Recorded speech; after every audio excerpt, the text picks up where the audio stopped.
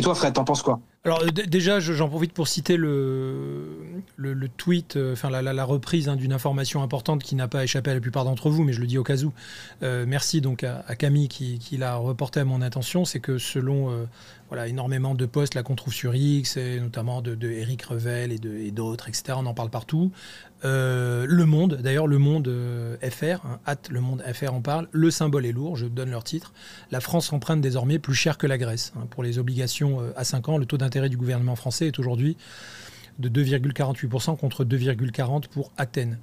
Moi, je vous dirais juste un truc, c'est que le moment hamiltonien fait référence au premier secrétaire d'État au Trésor américain, au sortir de la guerre de sécession aux États-Unis.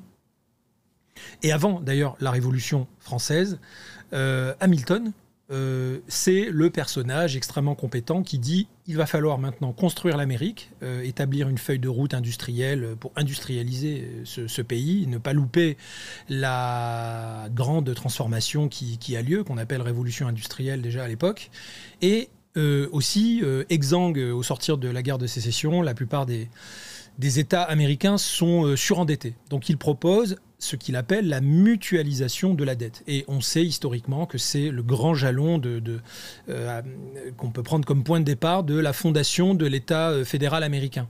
Donc c'est pour ça qu'on emploie l'expression moment hamiltonien.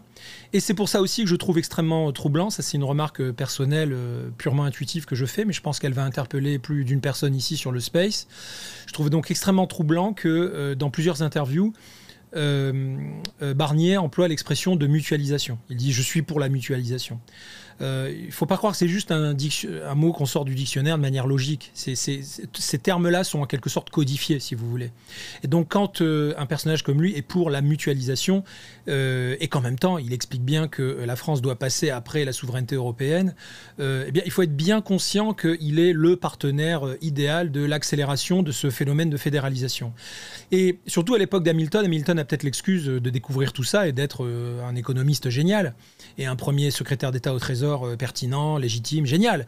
Mais là, comprenez bien que 250 ans plus tard, on a le recul de l'histoire et qu'on sait que la soumission par la dette permet d'apporter des transformations profondes. Donc là, voilà la tectonique des plaques, selon moi. Et moi, je vous annonce ma conviction là-dessus, sans chercher à la prouver autrement que par mon intuition, pardon, de n'avoir pas de source plus solide que cette analyse-là. Mais je suis intimement persuadé qu'il y a intentionnalité, accélération du plan. D'ailleurs, à côté de ça, une armée commune, pourquoi pas donner la force de frappe nucléaire française à l'Europe, etc. Donc tout s'accélère dans cette direction-là. Et notamment, ce qui se passe en Ukraine est un excellent catalyseur pour eux. Donc non, je pense en effet que le but, c'est en effet de gommer les identités et de les fondre à l'intérieur de ce fédéralisme. Et donc, pour moi, donc, la situation actuelle de la France financière est voulue, orchestrée, catalysée par des monstres. Et je prétends aussi, sur mon propre space, pardon, John, je ne veux pas t'éclabousser par ma mauvaise langue. Non, je t'en prie, c'est intéressant. Voilà, mais moi, si tu veux, j'assume totalement le fait que, selon moi, ce sont des traîtres et qu'il faudra, à terme, lorsque nous reprendrons le pouvoir, être en mesure de les aligner devant ce que j'espère, moi, en ce qui me concerne, être un peloton d'exécution, évidemment pas brutal, ni sans passer par le cap d'un tribunal populaire, mais j'espère qu'un tribunal populaire votera l'exécution de ces traîtres. Pourquoi? Non pas parce que je suis assoiffé de sang, mais c'est parce que je pense qu'à l'échelle de l'histoire, il faudra créer un immense traumatisme qui fasse comprendre aux prochaines raclures qui voudront nous amener dans cette dynamique-là, sous la pression de l'Empire, évidemment, que je n'ai pas besoin de nommer. Il faudra bien faire comprendre que ce sera une époque de transformation à marquer d'une pierre blanche et dire les prochains qui essaieront, on sera sans pitié. Pourquoi? Parce que dans ce processus, il y a beaucoup de gens qui meurent.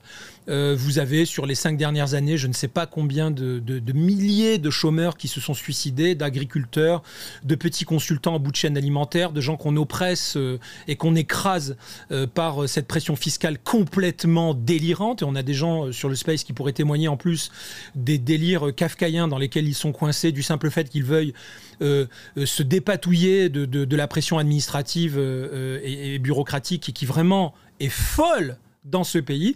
Mais pour moi, ce n'est pas quelque chose d'organiquement inévitable.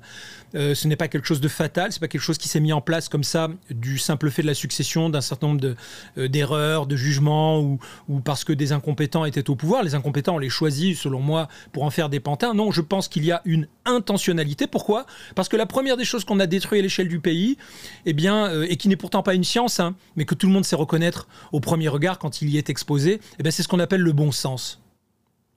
Voilà.